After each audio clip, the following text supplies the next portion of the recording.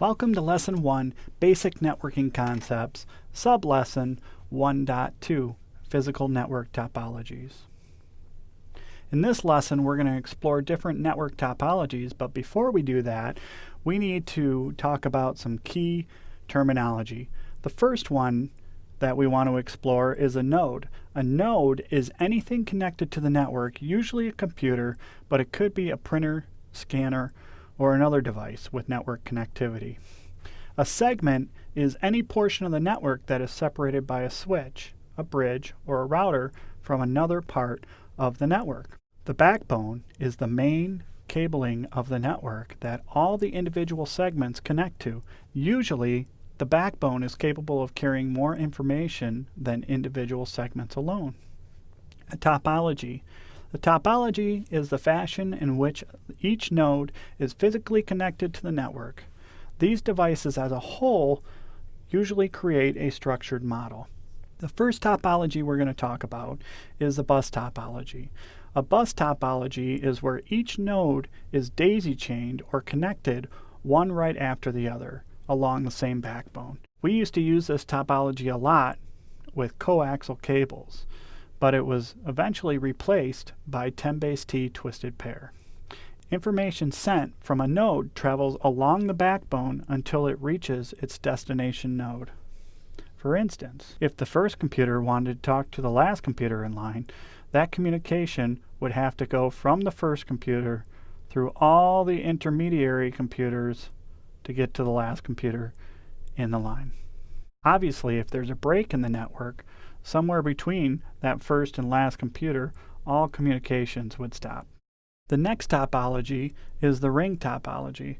The ring topology is similar to the bus topology in that the rings have nodes that are daisy-chained together, but the end node is connected back to the first node, creating a complete circuit.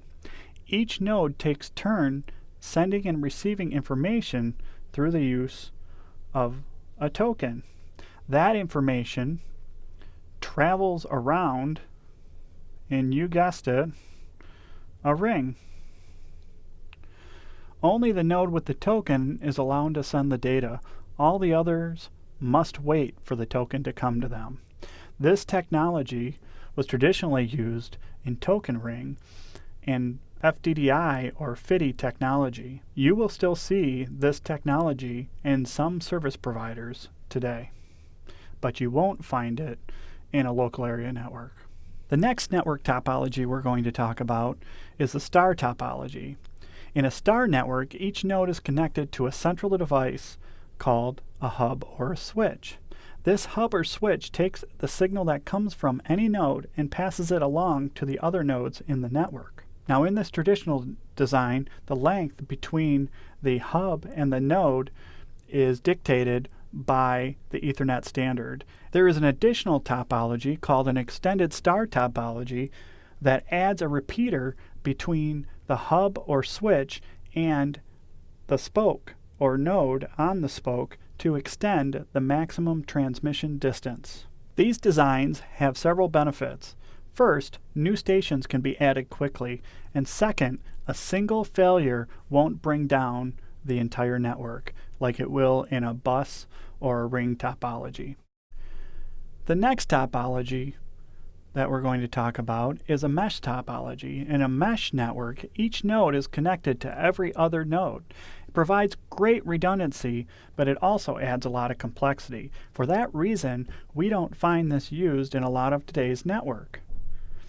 In order to calculate the number of links that we need in a mesh network, you would take the formula n times n minus 1 divided by 2 to calculate the total number of links.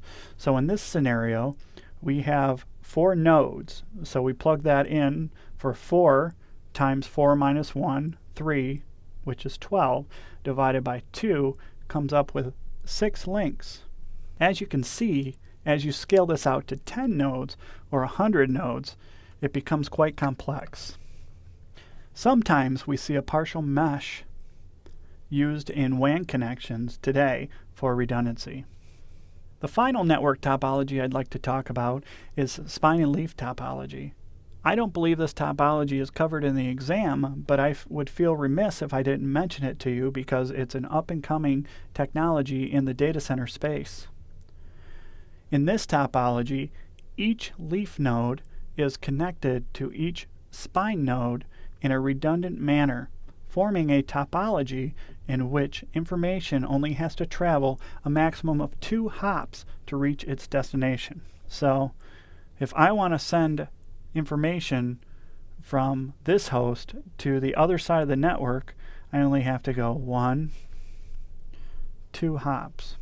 This network or fabric is high performance and it's designed with today's application needs in mind. Traditionally, we designed networks for a lot of north and south communication and some east and west communication.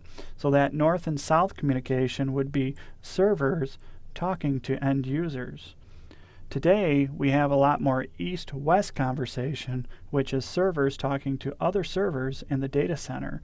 And this network topology is going to start to become more and more prevalent. Please join me for our next session on how to interpret network diagrams.